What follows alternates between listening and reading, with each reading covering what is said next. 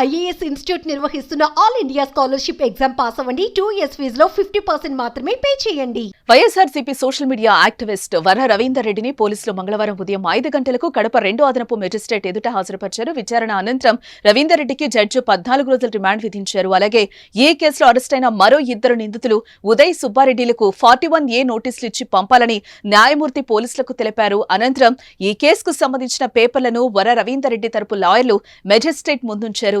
ఇరుపక్షాల వాదనలు విన్న అనంతరం న్యాయమూర్తి వర్రాకు ఈ మేరకు రిమాండ్ విధించారు. దీంతో పోలీసులు రవీంద్రారెడ్డిని కడప సెంట్రల్ జైలుకు తరలించారు.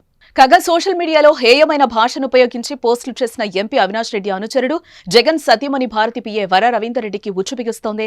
పులివెందుల నియోజకవర్గం వేముల మండలానికి చెందిన ఆయనపై రాష్ట్ర వ్యాప్తంగా కేసులు నమోదవుతున్నాయి. ఉప ముఖ్యమంత్రి పవన్ కళ్యాణ్, సీఎం చంద్రబాబు సతీమణి నారా భువనేశ్వరి, పీసీసీ చీఫ్ షర్మిల సహా కూటమి నేతలు వారి కుటుంబ సభ్యులపై అసభ్య పోస్టులు పెట్టడంపై వర్రాను పోలీసులు అదుపులోకి తీసుకున్నారు. ఇక అంతకు ముందు పోలీసుల నుంచి తప్పించుకున్న వర్ర రవీందర్ రెడ్డి కర్నూలు నుంచి తెలంగాణకు పారిపోతూ ఉండగా మహబూబ్ నగర్ జిల్లాలో పోలీసులు అదుపులోకి తీసుకున్నారు.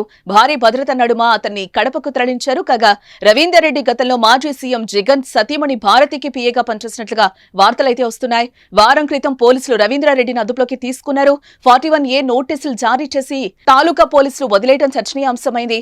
వర్ర అదృశ్యం కావడంతో ప్రత్యేక టీంలను ఎస్పీ ఏర్పాటు చేశారు. ఈ క్రమంలోనే అతన్ని మహబూబ్ నగర్ సరిహద్దుల వద్ద అదుపులోకి తీసుకున్నారు.